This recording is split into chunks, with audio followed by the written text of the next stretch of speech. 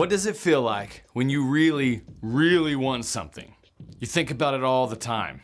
Maybe you save up every penny you can earn. Or you beg your parents, please, please, please, I'll never ask for anything ever again. Whether it's a toy or a game or a pair of shoes or even some kind of lesson, it feels like everything will be perfect if only you can have it. And sometimes, finally, you get it! Yeah! At first, it's great. Everything you hoped for. But then that new toy or game or pair of shoes or an experience, it starts to get old. It's less exciting. Maybe even it breaks. Now you're bored. You want something else new. And it happens over and over and over again. But here's the amazing thing. God's given you a superpower to defeat the cycle. Instead of always focusing on something new, something you don't have, fix your eyes on what you do have. Ask God to help you see the value and fun in whatever it is you have now.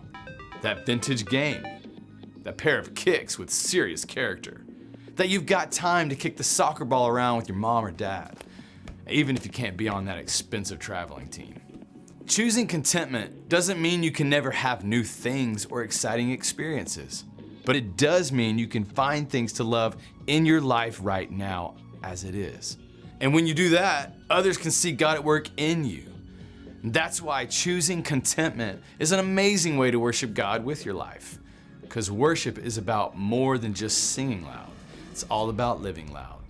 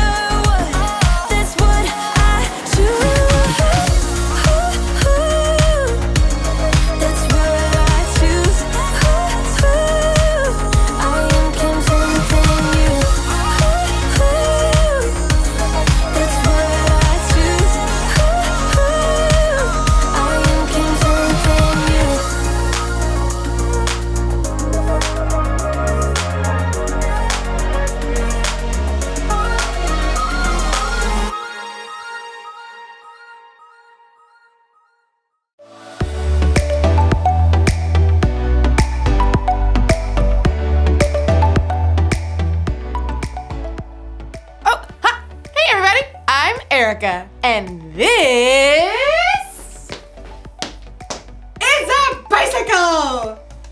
Obviously. this bike has seen better days. The paint's chipped, the gears are rusty, and the handlebars squeak whenever you turn them.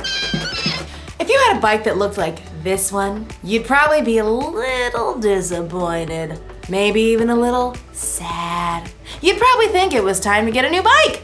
But maybe you need to think again. Oh, sorry. Let me explain what I mean. It all starts with contentment. Contentment is learning to be okay with what you have. That means you don't have to be sad about your old bike. You just have to look at your old bike in a new way.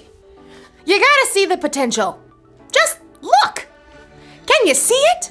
All she needs is a little air in the tires, oil in the gears, and some flash. I don't have to buy a new bike when I've already got everything I need to make this bike feel like new. And that, my friends, is what I call upcycling.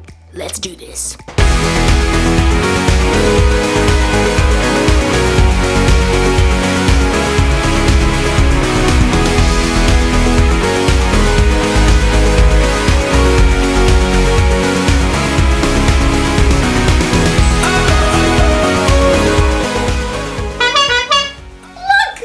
Now that's a bike I can be content with. And as you'll learn in today's story, contentment doesn't only work with bicycles, it works with anything. Hear that? Yeah, me neither. I'll see you in a bit. The Bible. It's 66 books of history, stories, letters, and poetry that fit together to form God's one big story. The epic adventure of how He created us and loves us so much that He made a way to rescue us. As we travel through the Bible, from Genesis to Revelation, we discover people who met God and found their lives changed forever.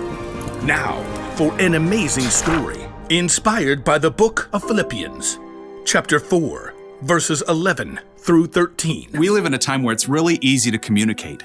In 2 seconds, I can send a text to a friend in another state or hop on a FaceTime call with my dear auntie on the other side of the world. But when the Apostle Paul was planting brand new churches, it was not a simple matter for him to stay in touch with the new believers in places he had traveled. Every letter had to be carefully handwritten and then hand-delivered. Plus, travel was often difficult and dangerous. It would take weeks, if not months, for a letter to even arrive. So whenever Paul wrote a letter, he chose the very most important things to say. Every word mattered, including these verses he wrote to the believers at the church in Philippi. I have learned to be content no matter what happens to me. I know what it's like not to have what I need. I also know what it's like to have more than I need. I have learned the secret of being content no matter what happens. I am content whether I'm well-fed or hungry. I am content whether I have more than enough or not enough. I can do all this by the power of Christ. He gives me strength. See, Paul wanted the Philippians and us to understand that God can help us be okay in any situation, no matter what we face. Now, I'm sure you're thinking, yeah, that's easy for Paul to say. And that was true. To start off, he was a well-to-do, well-known, respected religious leader with a lot of power. But when Paul met Jesus, "Why are you opposing me?" Who are you, Lord?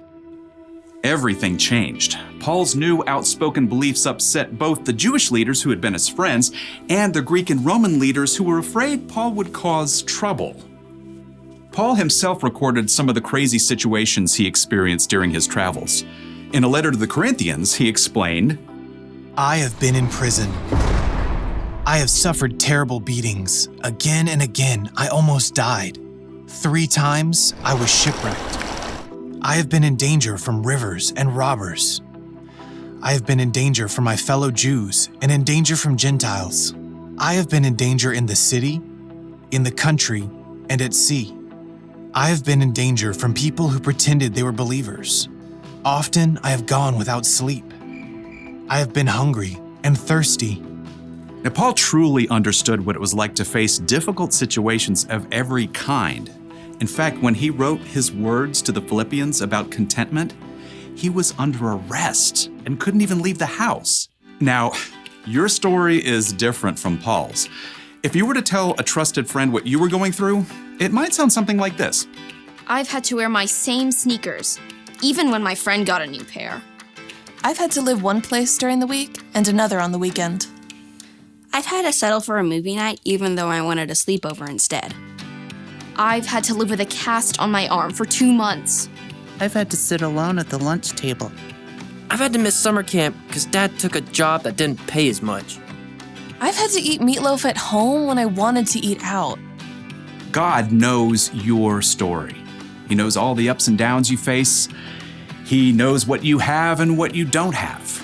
But no matter what happens, God loves you. He's given his only son, Jesus, to make a way to live with him forever. He's provided everything you need to choose contentment. As Paul reminds us, I have learned to be content no matter what happens to me. I am content whether I have more than enough or not enough. I can do all this by the power of Christ. He gives me strength.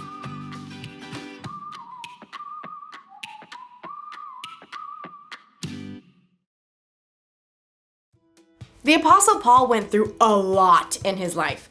He'd been hungry, he'd been in trouble, he'd been in prison, but somehow through it all, he knew how to be content.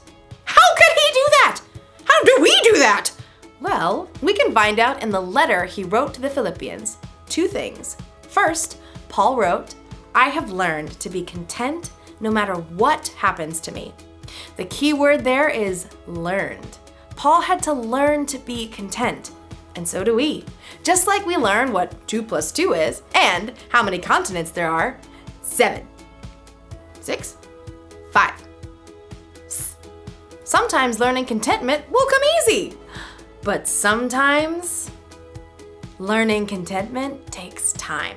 You'll learn over time how to adjust your attitude and be okay when you don't have everything you want, and when things don't go your way. The second thing Paul wrote that will help you be content is this: I can do all this by the power of Christ. He gives me strength.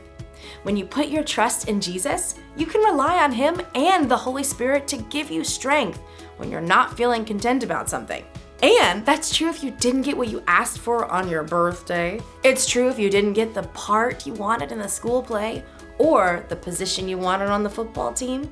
And it's true with bicycles! Here's the one thing to remember today. God can help you be content. When you feel sad or disappointed because something doesn't go the way you expect, talk to God about it. Ask him to help you see your situation in a new way. Could be there's more potential there than you think. I think I'll try out my new and improved bike now. I know, it's going to ride great. But even if it doesn't, I'm going to try and be content. See you next time.